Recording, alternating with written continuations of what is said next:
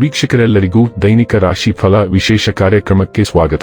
ಇವತ್ತಿನ ಈ ವಿಡಿಯೋದಲ್ಲಿ ನಾವು ವರ್ಷ 2026 ರ ಫೆಬ್ರವರಿ ತಿಂಗಳಿನ 4ನೇ ತಾರೀಕಿನ ದಿನ ಸಿಂಹ ರಾಶಿಯ ಫಲಗಳನ್ನು ತಿಳಿದುಕೊಳ್ಳಲಿದ್ದು, ಈ ದಿನ ಸಿಂಹ ರಾಶಿಯ ಜಾತಕದವರ ಪಾಲಿಗೆ ಹೇಗೆ ಸಾಬೀತಾಗಲಿವೆ, ಈ ದಿನ ಗ್ರಹ ನಕ್ಷತ್ರಗಳ ಸ್ಥಿತಿಗತಿಗಳೇನು ಮತ್ತು ಇಲ್ಲಿ ಉಂಟಾಗಲಿರುವ ಯೋಗಗಳ್ಯಾವುವು, ಈ ಯೋಗಗಳ ಪ್ರಭಾವ ನಿಮ್ಮ ಮೇಲೆ ಹೇಗೆ ಕಾಣಿಸಿಕೊಳ್ಳಲಿದೆ, ಜತೆಗೆ ಈ ದಿನಗಳಂದು ನೀವು ಹೊಂದಿರಬೇಕಾದ ಎಚ್ಚರಿಕೆ ಏನು ಅನ್ನೋದೆಲ್ಲವನ್ನ ವಿಸ್ತಾರ ರೂಪದಲ್ಲಿ ಇಲ್ಲಿ ತಿಳಿದುಕೊಳ್ಳೋಣ. ಮಾಹಿತಿ ತಿಳಿದುಕೊಳ್ಳುವುದಕ್ಕೂ ಮುನ್ನ ನಮ್ಮ ವಿನಂತಿ ಎಂದರೆ, ನೀವಿನ್ನೂ ನಮ್ಮ ಚಾನೆಲ್ ಸಬ್ಸ್ಕ್ರೈಬ್ ಮಾಡಿಲ್ಲವೆಂದರೆ ದಯವಿಟ್ಟು ಈಗಲೇ ನಮ್ಮ ಚಾನೆಲ್ ಅನ್ನ ಸಬ್ಸ್ಕ್ರೈಬ್ ಮಾಡಿ. ಹಾಗೆ ನಿರಂತರ ವಿಡಿಯೋ ಅಪ್ಡೇಟ್ಸ್ಗಳಿಗಾಗಿ ಪಕ್ಕದ ಬೆಲ್ ಐಕಾನ್ ಕ್ಲಿಕ್ ಮಾಡಿ. ವೀಕ್ಷಕರೇ, ಈ ದಿನವು ಬುಧವಾರದ ದಿನವಾಗಿರಲಿದ್ದೆ. ಈ ದಿನದ ಸಿಂಹ ರಾಶಿಯ ಫಲಗಳ ಕುರಿತು ನೋಡುವುದಾದರೆ, ಹೆಚ್ಚು ಆಶಾವಾದಿಗಳಾಗಿರಲು ನಿಮ್ಮನ್ನು ನೀವೇ ಪ್ರೇರೇಪಿಸಿಕೊಳ್ಳಿ. ಇದು ವಿಶ್ವಾಸ ಮತ್ತು ನಮ್ಯತೆಯನ್ನು ಹೆಚ್ಚಿಸುತ್ತದಾದರೂ ಅದೇ ಸಮಯದಲ್ಲಿ ಭಯ, ದ್ವೇಷ, ಅಸೂಯೆ, ಸಿಡಿನಂಥ ನಕಾರಾತ್ಮಕ ಭಾವನೆಗಳನ್ನು ಹಿಂದೆ ಬಿಡಲು ಸಿದ್ಧವಾಗಿ. ಇಂದಿನವರೆಗೂ ಹಣವನ್ನು ಯೋಚಿಸದೆ ಖರ್ಚು ಮಾಡುತ್ತಿದ್ದ ಜನರು, ಅವರಿಗೆ ಇಂದು ಹಣದ ತುಂಬಾ ಅಗತ್ಯವಿರಬಹುದು ಮತ್ತು ಜೀವನದಲ್ಲಿ ಹಣದ ಏನು ಮೌಲ್ಯವಿದೆ ಎಂದು ನಿಮಗೆ ಅರ್ಥವಾಗಬಹುದು. ಕೌಟುಂಬಿಕ ಸಮಸ್ಯೆಗೆ ಮೊದಲ ಆದ್ಯತೆ ನೀಡಬೇಕು. ನೀವು ವಿಳಂಬವಿಲ್ಲದೆ ಇದನ್ನು ಚರ್ಚಿಸಬೇಕು, ಏಕೆಂದರೆ ಒಮ್ಮೆ ಇದನ್ನು ಬಗೆಹರಿಸಿದ ನಂತರ ಮನೆಯಲ್ಲಿನ ಜೀವನ ನಡೆಸಲು ಹೆಚ್ಚು ಸುಲಭವಾಗುತ್ತದೆ ಮತ್ತು ನಿಮ್ಮ ಕುಟುಂಬದ ಸದಸ್ಯರ ಮೇಲೆ ಪ್ರಭಾವ ಬೀರಲು ನಿಮಗೆ ಯಾವುದೇ ತೊಂದರೆ ಕಂಡುಬರುವುದಿಲ್ಲ. ನಿಮ್ಮ ಪ್ರೀತಿ ಸಂಗಾತಿಯ ಒಂದು ಹಿউಸ ಅದ್ಭುತ ಭಾಗವನ್ನು ನೀವಿಂದು ನೀಡಬಹುದು. ನಿಮ್ಮ ಬೌದ್ಧಿಕ ಶಕ್ತಿಯನ್ನು ನಿಮ್ಮ ಅನುಕೂಲಕ್ಕೆ ಬಳಸಿ.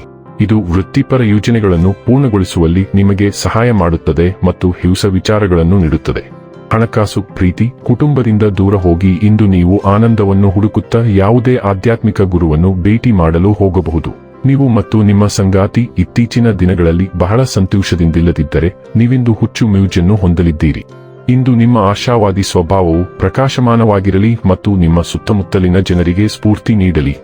ಇದು ನಿಮಗೆ ಪ್ರೇರಕ ಭಾಷಣಕಾರ ಎಂಬ ಖ್ಯಾತಿಯನ್ನು ನೀಡುತ್ತದೆ. ನೀವು ಸಾಧಿಸಲು ಬಯಸುತ್ತಿರುವುದನ್ನು ಸಮಾಜದಲ್ಲಿ ಜನರೊಂದಿಗಿನ ಹದಗೆಟ್ಟ ಸಂಬಂಧಗಳು ಉತ್ತಮಗೊಳ್ಳುತ್ತವೆ, ಏಕೆಂದರೆ ಅವರು ನಿಮ್ಮಲ್ಲಿ ತಪ್ಪುಗಳನ್ನು ಕಂಡುಹಿಡಿಯುವುದನ್ನು ನಿಲ್ಲಿಸುತ್ತಾರೆ. ಆರೋಗ್ಯ ಮತ್ತು ಸ್ವಾಸ್ಥ್ಯ ಬಗ್ಗೆ ತಿಳಿದುಕೊಳ್ಳೋಣ. ತೋಟಗಾರಿಕೆ ಮತ್ತು ಪ್ರಕೃತಿಯಲ್ಲಿ ನಡೆಯುವಂತಹ ಮಣ್ಣಿನ ಕೆಲಸಗಳನ್ನು ಮಾಡಲು ನಿಮ್ಮನ್ನು ಪ್ರೋತ್ಸಾಹಿಸಿಕೊಳ್ಳಿ. ಇದರಿಂದ ನೀವು ವಿಶ್ರಾಂತಿ ಪಡೆಯಬಹುದು ಮತ್ತು ಉತ್ತಮವಾಗಿರಬಹುದು.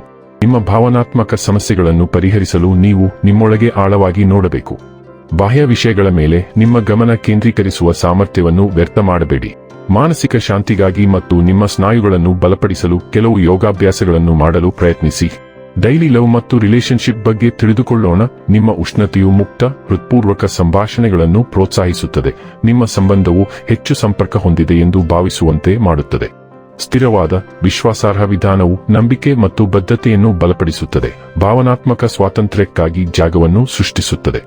ನೀವು ಹೊಸ ಅನುಭವಗಳಿಗೆ ಮುಕ್ತರಾಗಿರುತ್ತೀರಿ. ಸಾಹಸ ಮತ್ತು ಸೌಕರ್ಯದ ಭಾವನೆಯೊಂದಿಗೆ ಪ್ರೀತಿಯನ್ನು ಅನ್ವೇಷಿಸುತ್ತೀರಿ.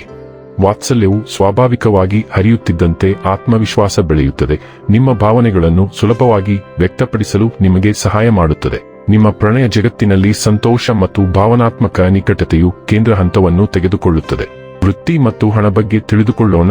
ನೀವು ಕೆಲಸದಲ್ಲಿ ಕೆಲವು ಮಹತ್ವದ ಕಾರ್ಯಗಳಿಗೆ ಅಡಿಪಾಯ ಹಾಕುತ್ತಿದ್ದೀರಿ ಮತ್ತು ಇಂದು ಅವು ಫಲ ನೀಡಲು ಪ್ರಾರಂಭಿಸುತ್ತವೆ.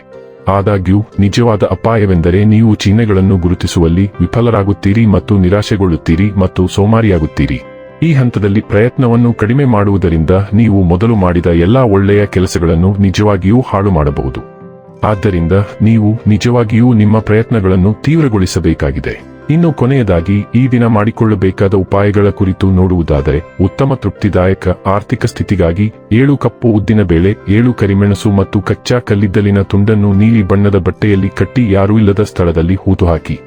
ವೀಕ್ಷಕರೇ, ಇದಾಗಿತ್ತು ಸಿಂಹ ರಾಶಿಯ ಜಾತಕದವರ ದೈನಿಕ ರಾಶಿ ಫಲದ ಮಾಹಿತಿ ಇಷ್ಟವಾದರೆ ವಿಡಿಯೋವನ್ನು ಲೈಕ್ ಮತ್ತು ಶೇರ್ ಮಾಡಿ.